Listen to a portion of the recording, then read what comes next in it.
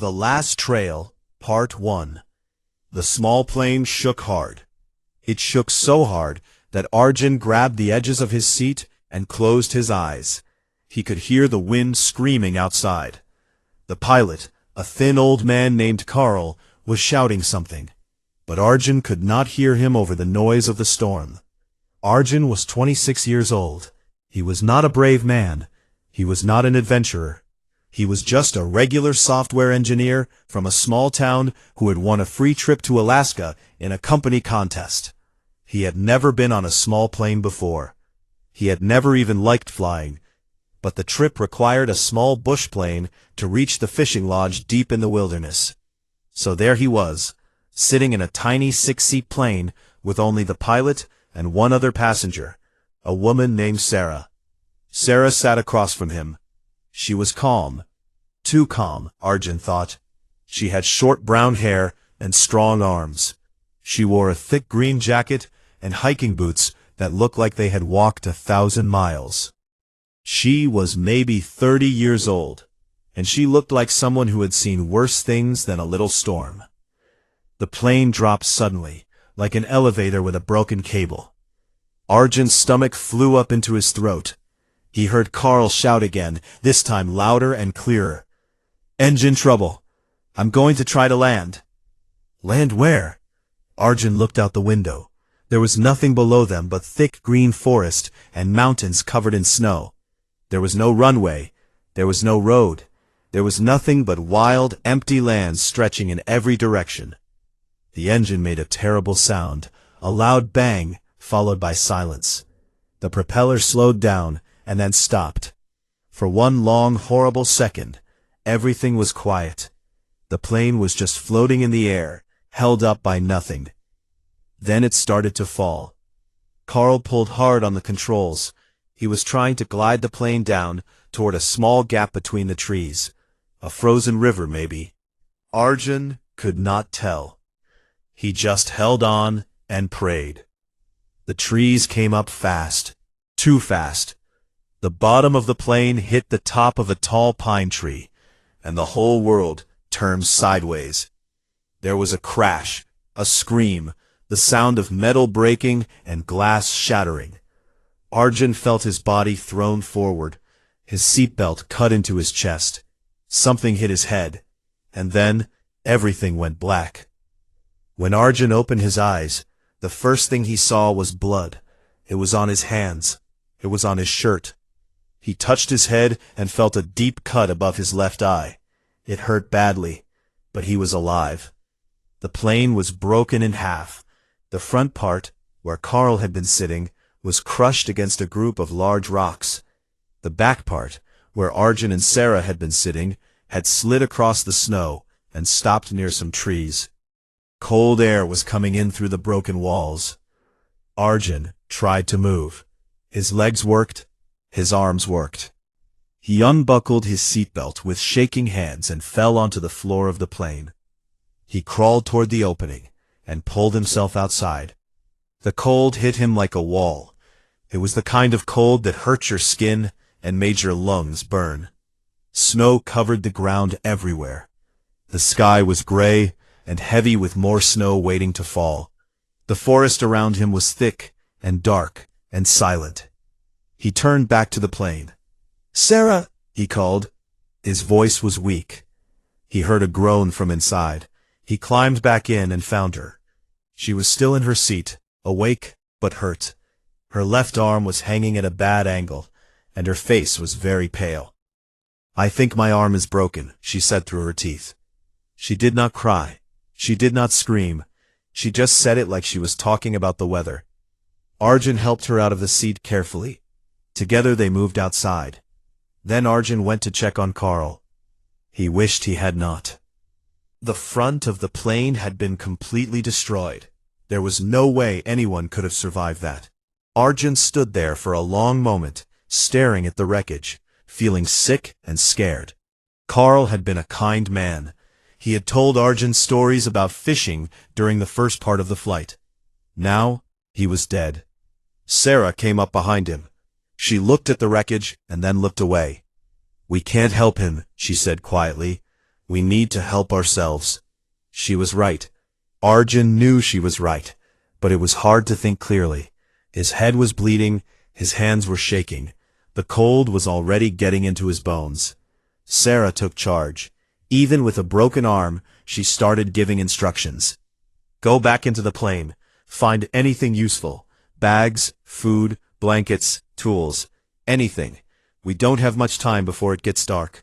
Arjun nodded and went back inside the broken tail of the plane. He found his backpack, which had his phone, a water bottle, some snacks, and a jacket. The phone had no signal. Of course it didn't. They were in the middle of nowhere. He found Sarah's bag too, which was bigger and heavier. He also found a small emergency kit under one of the seats. Inside it, there was a first aid box, 2 emergency blankets made of thin silver material, a flashlight, a lighter, a short rope, and a small knife. He brought everything outside and laid it on the snow. Sarah looked at the items and nodded slowly. That's something, she said. Not much, but something. They used the first aid kit to clean the cut on Arjun's head and wrap it with a bandage. Then, they made a simple sling for Sarah's arm, using a piece of cloth torn from a shirt. It was not perfect, but it held her arm still and reduced the pain a little. The temperature was dropping fast. Arjun could feel it getting colder every minute. His breath came out in thick, white clouds. The wind was picking up again, and the gray sky was getting darker. We need shelter, Sarah said. We can't sleep in the open. We'll freeze to death before morning. They looked around. The broken plane was not a good option. It had too many holes, and the metal would make it even colder inside. But nearby, there was a group of large rocks, with a small space between them, almost like a shallow cave. The rocks blocked the wind from one side. Together, they dragged branches from the nearby trees and leaned them against the rocks to make a rough wall. They packed snow into the gaps to block the wind. It was hard work, especially for Arjun, who had never built anything in his life outside of a computer screen. His fingers turned red and then white. His body ached, but they kept going. By the time it was dark, they had a small, ugly shelter. It was not warm, but it was less cold than being outside. They spread the emergency blankets on the ground and sat close together. Sarah showed Arjun how to use the lighter to start a small fire, using dry bark and tiny sticks. The fire was small, but it gave them a little warmth and a little light. They ate some of Arjun's snacks, 2 energy bars, and a small bag of nuts. It was not enough, but it was all they had for now. Arjun sat in the shelter, listening to the wind outside, and thought about his life. Just 12 hours ago, he had been in a warm hotel room, complaining about the slow internet. Now he was sitting in the Alaskan wilderness, hurt, freezing, with a dead pilot and a broken plane, wondering if anyone even knew they were missing. "Do you think someone will come looking for us?" he asked Sarah. She was quiet for a moment. "Maybe," she said, "but the storm will make it hard, and we went off course before we crashed. They might not know where to look." The wind howled. The fire flickered. Somewhere in the dark forest, an animal made a sound, a long, low howl that made Arjun's skin go cold in a way that had nothing to do with the weather. It was going to be a very long night. The Last Trail, Part 2. Arjun woke up because he could not feel his feet. He opened his eyes and saw gray light coming through the gaps in their shelter. Morning. He was alive. That felt like a small victory. He sat up slowly. Every part of his body was stiff and sore. The fire had died during the night, and the cold had crept in like a thief. His fingers were stiff. The cut on his head throbbed with a dull pain. He looked over at Sarah. She was already awake, sitting with her back against the rock wall, holding her broken arm gently. Her face was tired and tight with pain, but her eyes were sharp. "Good, you're up," she said. "We need to move." "Move where?" Arjun asked. His voice was rough, his throat was dry, and it hurt to swallow.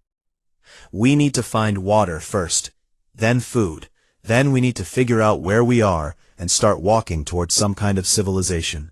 Like, she had been thinking about this all night, while Arjun slept. Arjun looked outside. The storm had passed. The sky was clear and blue, and the sun was low on the horizon, painting everything in pale gold light. The snow sparkled like it was covered in tiny diamonds. It would have been beautiful if they were not lost in it. They packed up what little they had. Arjun carried both bags on his back. Sarah could only use one arm, so she carried the small knife in her good hand. They left the shelter behind and started walking. The first problem was water. They were surrounded by snow, but Sarah warned him not to eat it. She said eating snow would lower his body temperature and make things worse. They needed to melt it first. So they stopped after about 30 minutes of walking and used the lighter to start a small fire. They packed snow into the empty water bottle and held it near the flames until it melted. The water was cold and tasted like nothing, but it was the best drink Arjun had ever had. They walked through the forest for hours.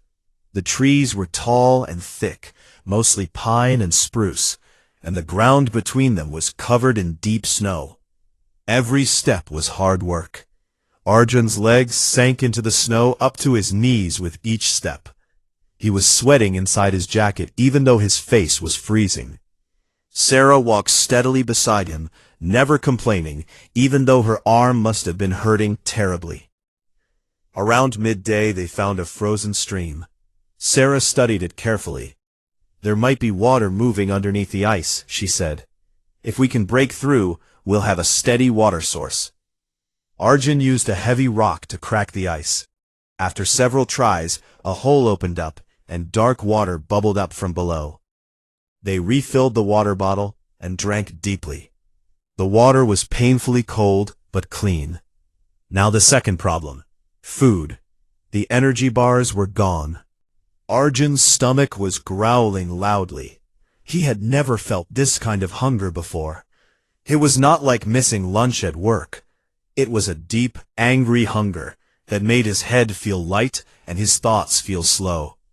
Sarah knew things about the wild that amazed Arjun. She found some dried berries still clinging to a bush near the stream. She smelled them, looked at them carefully, and then nodded. "These are safe," she said. They were small and sour, and barely filled a handful, but they gave a tiny burst of energy. "How do you know all this?" Arjun asked as they walked on. Sarah was quiet for a moment. "I grew up in Montana," she said. "My father was a park ranger. He took me into the woods every weekend from the time I could walk. He taught me how to read the land, how to find water, how to build a fire, how to survive." She paused. "He died 3 years ago. Heart attack. But everything he taught me stayed." Without Sarah, he knew he would already be dead. He was a man who had spent his whole life in front of a computer. He could write code that could solve complex problems, but he could not start a fire or tell which berries would kill him. "I'm sorry about your father," he said. Sarah nodded but said nothing more. By the afternoon they reached a ridge. From the top, they could see for miles. The view was breathtaking and terrifying at the same time. In every direction, there was wilderness, mountains, forests, rivers, and snow. No roads, no buildings, no smoke from a chimney, nothing that suggested people existed anywhere near them. Arjun felt his hope crack like thin ice. "There's nothing out there," he whispered. But Sarah pointed toward the south. "Look," she said. "See how the trees are thinner down that valley? And there, see that line? That could be an old logging road. If it is, it might lead somewhere." He could barely see what she was pointing at, but he trusted her. She had been right about everything else. They started down the ridge. The ground was steep and slippery.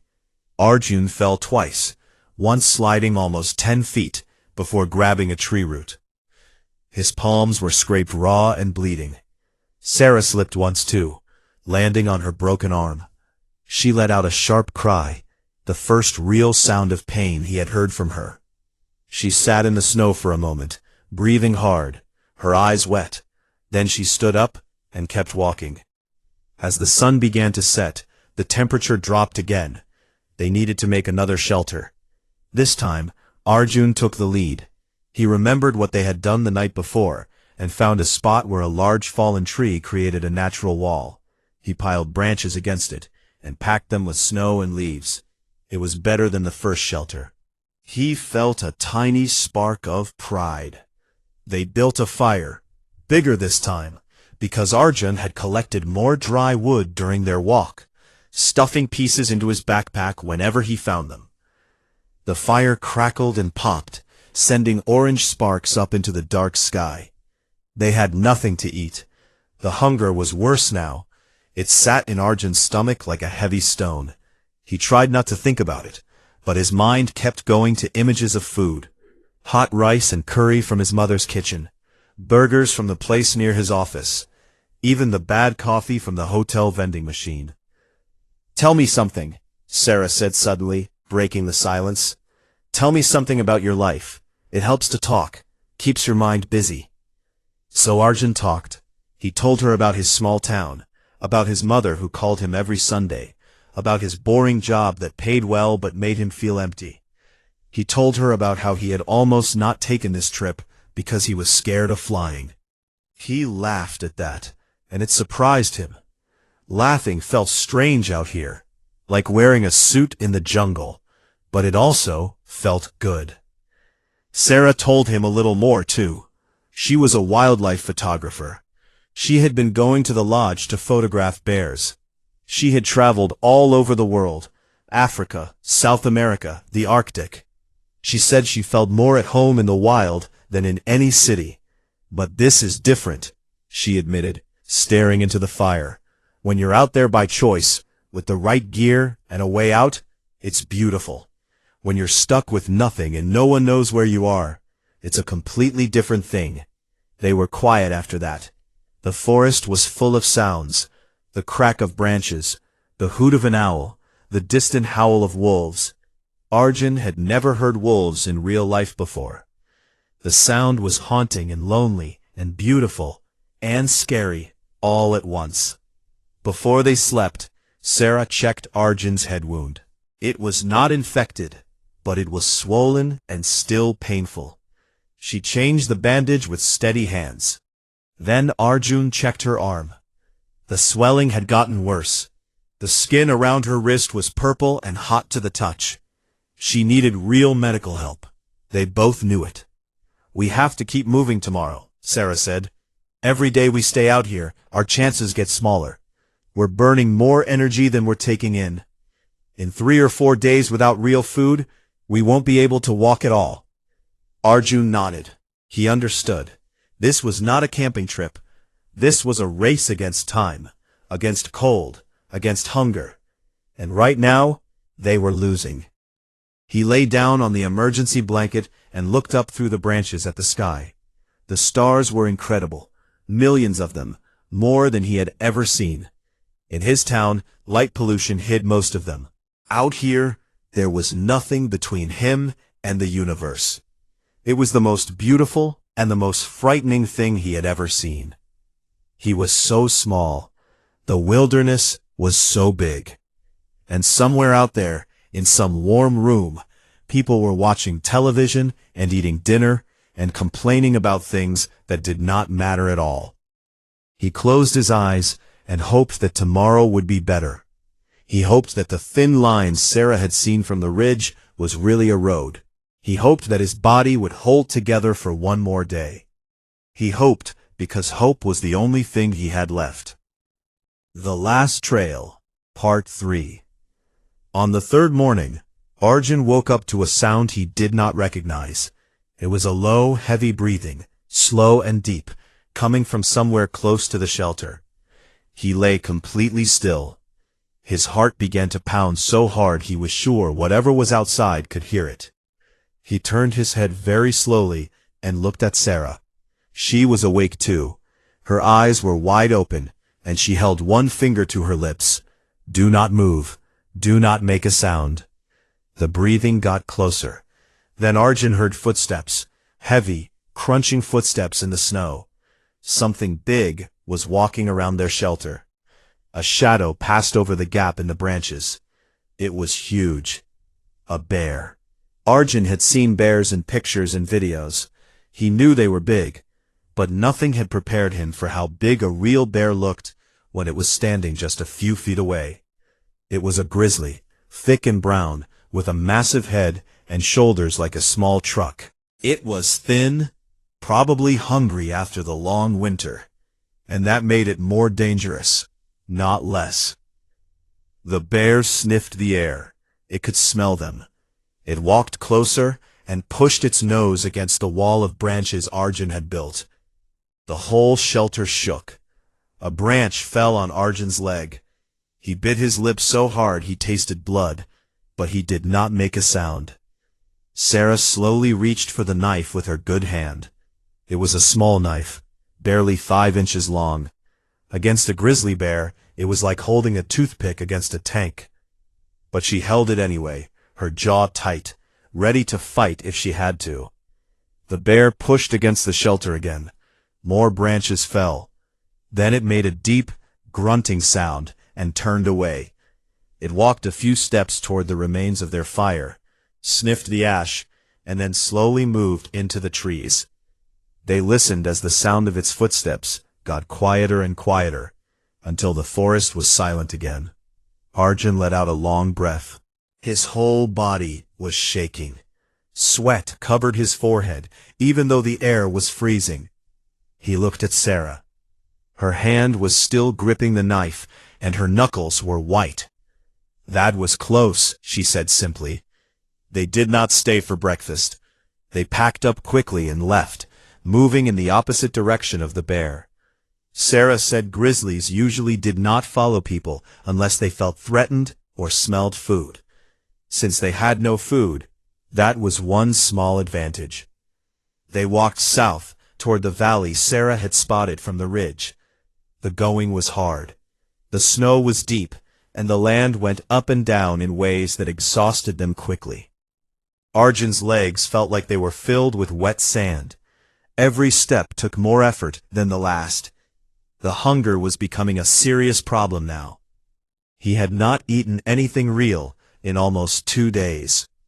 His body was starting to feel weak and slow, like a machine running out of fuel. Around mid-morning, they came across a small frozen pond surrounded by low bushes. Sarah stopped and studied the area carefully.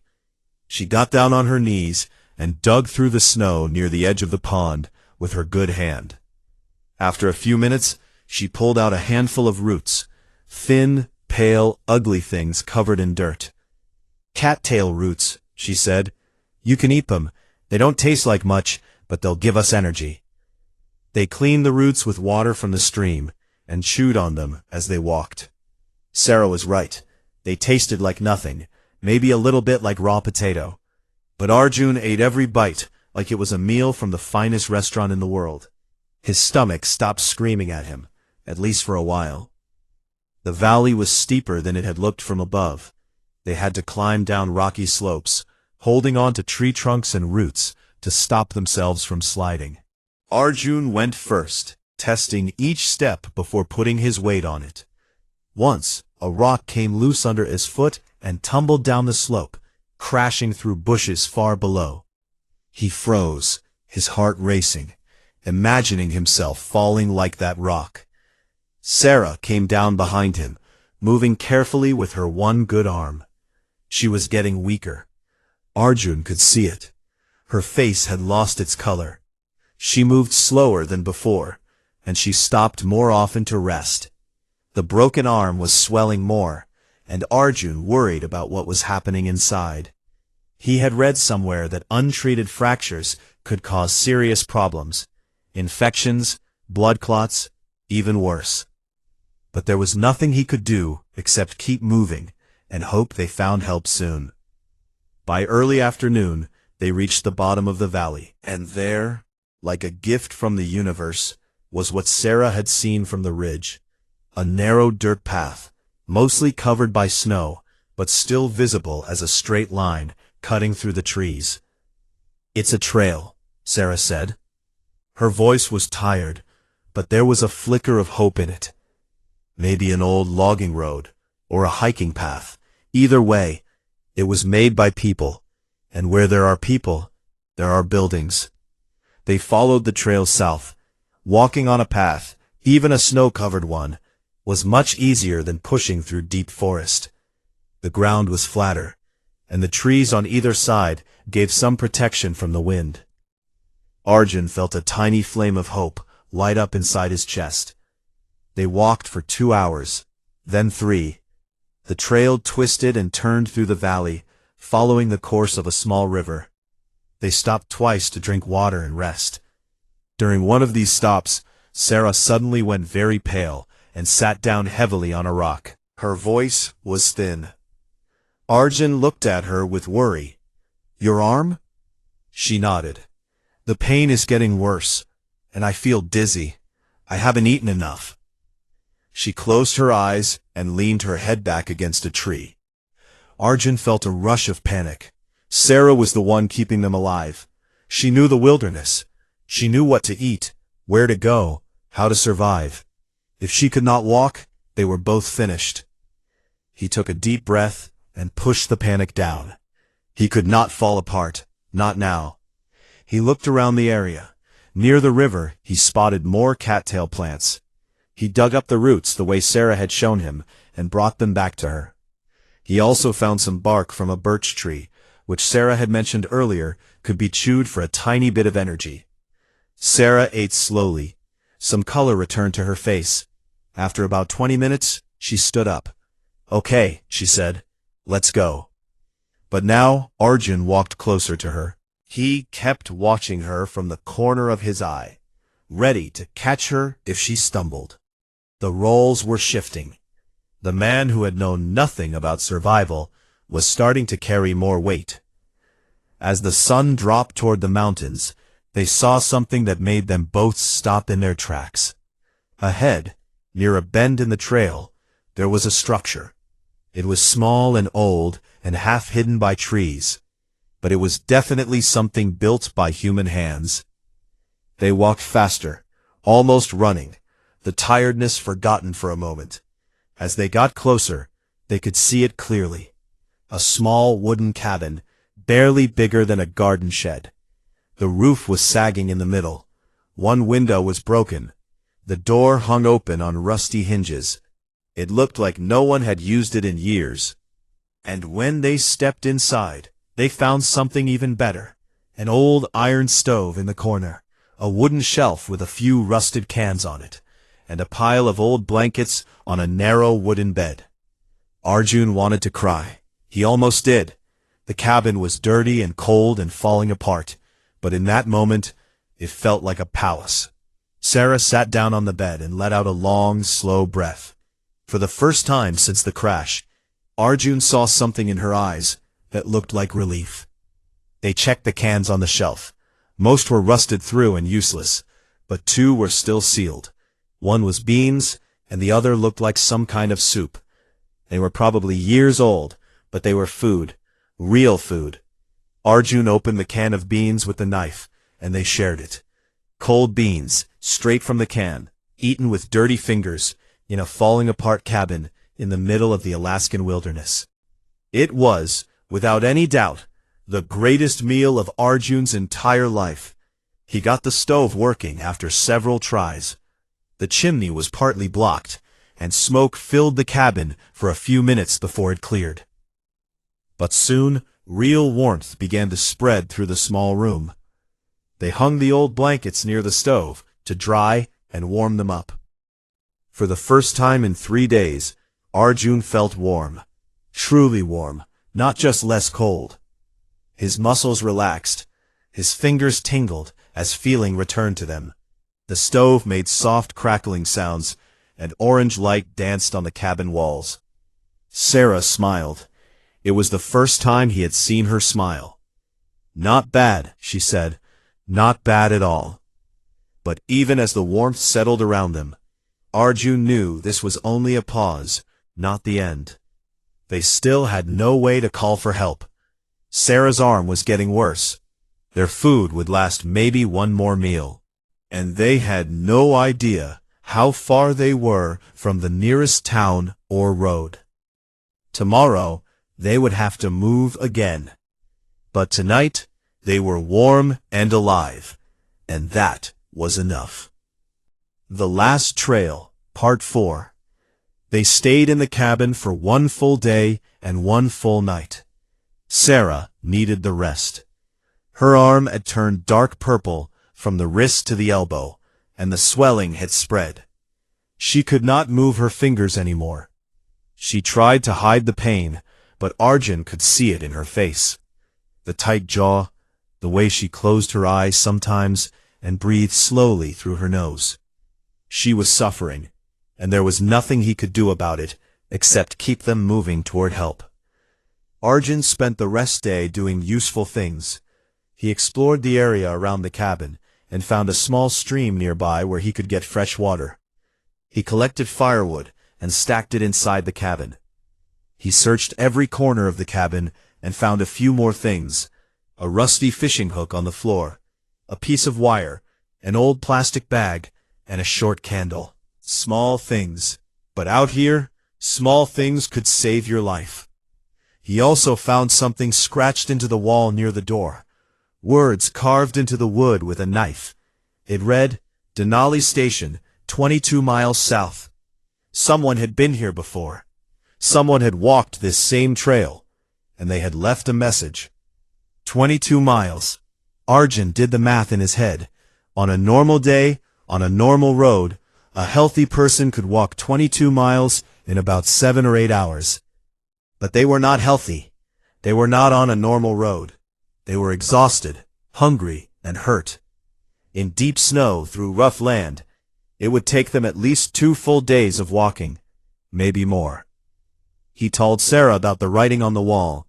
She thought about it and nodded slowly. Denali Station could be a ranger station or a small village. Either way, it means people. If we can get there, we'll be okay. That word hung in the air between them. On the morning of the 5th day since the crash, they left the cabin. Arjun had saved the can of soup for the road, and he carried it carefully in his backpack, along with the water bottle, the knife, the lighter, the rope, and the other small items he had collected. Sarah wrapped herself in one of the old blankets from the cabin, wearing it over her shoulders like a shawl. The trail continued south from the cabin, just as the wall carving had promised. The forest was thinner here, and the walking was a little easier. But the cold was worse. The temperature had dropped overnight, and the wind was blowing from the north, pushing against them like an invisible hand trying to hold them back. They walked in silence for the first hour. Arjun counted his steps to keep his mind busy. 1, 2, 3, 4. He got to 500 and started over. The numbers gave his brain something to hold on to when his body wanted to quit. Around mid-morning, they heard a sound that stopped them both. It was a helicopter. The deep, rhythmic beating of its blades echoed through the valley. Arjun looked up and saw it. A small, dark shape moving across the sky to the east, maybe 2 or 3 miles away. "Hey, over here!" Arjun shouted, waving his arms. He jumped up and down, screaming as loud as he could. Sarah waved too, holding up the silver emergency blanket, which flashed in the sunlight. But the helicopter kept going. It did not turn. It did not slow down. It flew across the sky in a straight line and disappeared behind the mountains.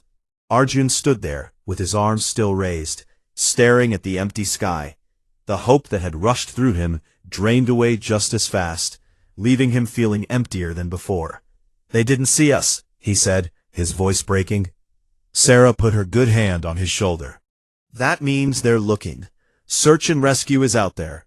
They're flying patterns. They just haven't found us yet." "But they went the wrong way. They'll come back. They'll cover more area. We just need to be somewhere they can see us." She pointed to the trail ahead. We keep moving, and if we reach an open area, we make a signal they can see from the air. They kept walking.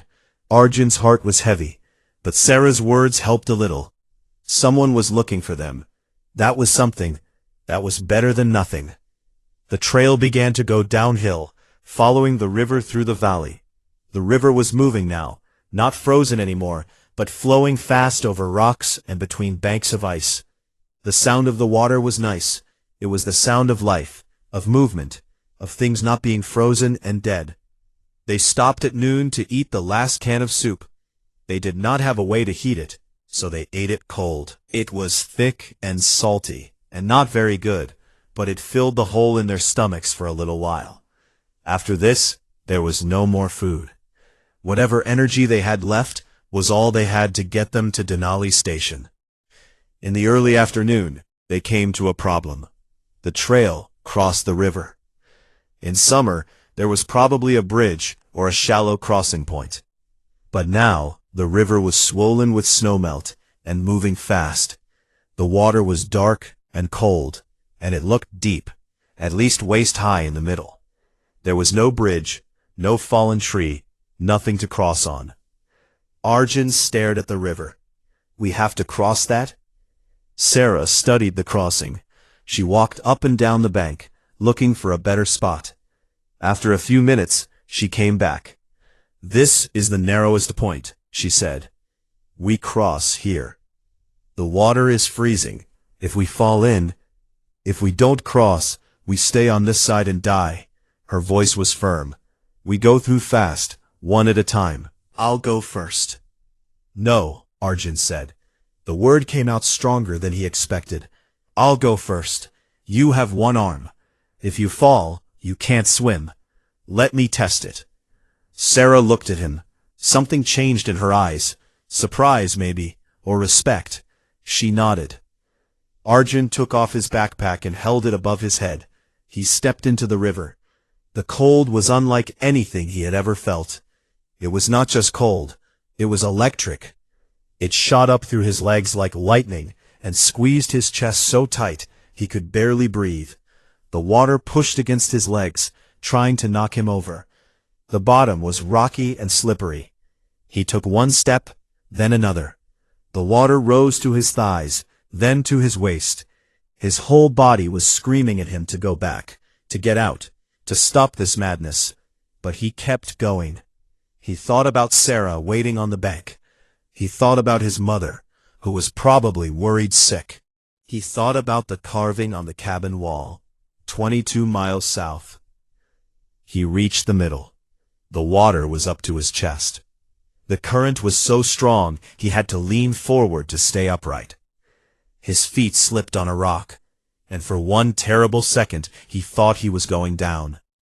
But he caught himself, planting his foot hard against another rock, and pushed forward. 5 more steps. 4, 3. The water got shallower. 2, 1.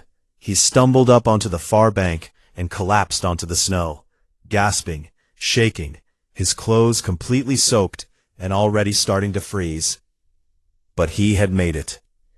He looked back across the river. Sarah was standing on the other side, watching him. He raised a shaking hand and gave her a thumbs up. Then it was her turn. He tied the rope to a tree on his side and threw the other end across to her. She wrapped it around her good hand and stepped into the water. She gasped as the cold hit her, but she kept moving. She was smaller and lighter, and the current pushed her harder. At one point the water nearly lifted her off her feet. She gripped the rope tight and pulled herself forward, step by step, her broken arm held against her chest. When she reached the other side, Arjun grabbed her and pulled her up onto the bank. She was shaking so hard she could not speak. Her lips were blue. He wrapped the dry emergency blanket around her and started a fire as fast as he could. His hands were shaking too, and it took him almost 10 tries with the lighter before a flame caught. But it caught. The fire grew, and they crouched beside it, holding their hands out, waiting for the warmth to push the ice out of their bones. They could not walk any more that day. The river crossing had taken everything they had. They made camp right there on the riverbank, building a rough shelter from branches and keeping the fire burning all night. They had no food. They drank water from the river and tried to sleep. Arjun lay awake for a long time, listening to the river and the wind and the crackling fire. He thought about who he had been before the crash, a quiet, careful, scared man who avoided risk and lived inside his comfort zone. That man felt like a stranger now. Out here, he had crossed a freezing river. He had built shelters and fires. He had kept going when every part of him wanted to stop. He did not feel brave. He just felt alive. And he realized that sometimes those two things were the same. The Last Trail, Part 5. On the 6th morning, Sarah did not get up. Arjun woke with the first gray light and saw her lying on the emergency blanket, curled up in a tight ball. Her face was as white as the snow around them. Her breathing was shallow and fast. When he touched her forehead, it was burning hot. Fever. Sarah, wake up. He shook her gently. She opened her eyes, but they were glassy and unfocused. Arjun? Her voice was barely a whisper. We need to move. We have to keep going. She tried to sit up and fell back down. My arm, she said. Something's wrong. I can feel it spreading. Arjun carefully pulled back the sling and looked at her arm. His stomach dropped. The purple swelling had spread past her elbow now, and there were red lines running up toward her shoulder. He did not know much about medicine, but he knew that red lines meant infection, the kind that could kill. He looked into her eyes and made a decision. He was not going to let her die out here. I'm going to carry you, he said. Sarah shook her head weakly. You can't. I'm too heavy. You haven't eaten. You'll collapse. Then I'll collapse, but I'm not leaving you here. He helped her onto his back. She was lighter than he expected. Days of no food had taken weight from both of them. She wrapped her good arm around his neck and pressed her face against his shoulder. Arjun picked up the backpack in one hand, took a deep breath, and started walking. The first hour was the hardest thing Arjun had ever done. Harder than the river, harder than the plane crash. His legs burned, his back screamed. Every step sent pain shooting up his spine. He was carrying another human being through snow and rough ground, with an empty stomach and a wounded head. His body was begging him to stop, to put her down, to rest. He counted steps again, 1 to 500, then again, and again. The trail was clear now. The snow was thinner at this lower level, and he could see the dirt path underneath. The trees were changing too, more birch than pine, with white bark that glowed in the morning sun. The river was wider here and moving slower. The land was opening up. Sarah drifted in and out of sleep on his back. Sometimes she would mumble words he could not understand. Sometimes she said her father's name. Once she said, "The bears are moving south." Arjun just kept walking, talking to her, even when she could not hear him. Stay with me, Sarah. We're going to make it. Just hold on. I can see the valley opening up. We're getting close. I know we are. Just stay with me. Around mid-morning, he saw something that nearly made his knees give out. Not from tiredness, but from joy.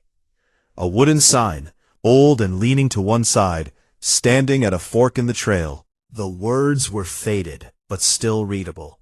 Denali Station, 4 miles. 4 miles. Just 4 miles. Arjun felt tears burn his eyes. He blinked them away and shifted Sarah's weight on his back. 4 miles. He could do 4 miles. He had already done the impossible. 4 more miles was nothing. But his body disagreed. After another mile, his vision started to blur. Black spots danced in front of his eyes. His legs were shaking so badly that each step felt like walking on rubber. He stumbled and nearly fell. Sarah groaned on his back. He stopped and leaned against a tree, breathing hard. His heart was pounding in a way that felt wrong, too fast, too uneven. He was running out of fuel. His body was shutting down. "Come on," he said to himself. "Come on. 3 more miles." He pushed off the tree and kept going. The trail followed the river, which was wide and flat now, flowing gently through a broad valley. The mountains were still there on both sides, but they were further away, and the sky was open and huge above him. After another mile, he smelled something. At first, he thought he was imagining it. But then, it got stronger. Smoke. Not forest fire smoke, but chimney smoke. The warm, woody smell of a fire burning in a stove somewhere ahead. The smell of civilization. The smell of people. He walked faster. His legs found energy he did not know he had. The trail curved around a hill, and then he saw it. A small cluster of buildings at the edge of the river. A few wooden cabins with metal roofs. A larger building that looked like a community center. A row of parked trucks, and a tall radio tower with a blinking red light on top. Smoke curled from 2 of the chimneys. A dog barked somewhere. A clothesline with frozen shirts hung between 2 posts. Denali Station. Arjun tried to shout, but his voice came out as a rough croak. He kept walking, moving down the hill toward the buildings. A man came out of one of the cabins carrying a bucket. He looked up and saw Arjun, a half-frozen man carrying a woman on his back, stumbling down the trail like a ghost. The man dropped the bucket. "Hey! Hey! Someone get out here! We got people!" Doors opened. Faces appeared. 2 men ran toward Arjun and reached him just as his legs finally gave out. He fell to his knees in the snow, still holding Sarah on his back. Hands grabbed him, grabbed her, and voices swirled around him. "Get them inside! Get blankets! Call for a chopper!" Everything after that was a blur of warmth and voices and movement. Someone carried him into a cabin and laid him on a bed. Someone wrapped hot blankets around him. Someone put a cup of warm broth in his hands. He drank it, and the warmth spread through his body like sunlight. Through the doorway, he could see people working on Sarah. They had her on a table, and a woman who seemed to know some medicine was looking at her arm and talking into a radio. The words, "emergency helicopter" and "possible infection" floated through the air. Within 2 hours, a rescue helicopter arrived. The sound of its blades was the most beautiful music Arjun had ever heard. Paramedics rushed in and took Sarah on a stretcher. They checked Arjun too, cleaned his head wound, gave him fluids, wrapped him in thermal blankets. Then they loaded both of them into the helicopter. As the helicopter lifted off the ground, Arjun looked out the window. Below him, the wilderness spread out in all directions, the same endless green and white that had terrified him from the ridge days ago. He could see the river they had crossed, the valley they had walked through, the mountains they had come over. Somewhere out there was the cabin with the message on the wall. Somewhere further was the wreckage of the plane and the body of old Carl. It looked so vast, so impossible. Had they really walked all that way? Sarah was strapped to the stretcher beside him, an IV line in her good arm, an oxygen mask on her face. Her eyes were closed, but her chest was rising and falling steadily. She was alive. They both were. At the hospital in Fairbanks, they treated Sarah's arm with surgery and strong medicine to fight the infection. The doctor said she had been hours away from a very dangerous situation. If they had arrived even half a day later, they might not have been able to save the arm, but they did. She was going to be okay. Arjun spent 3 days in the hospital for exhaustion, mild frostbite on his toes, and the head wound, which needed proper stitches.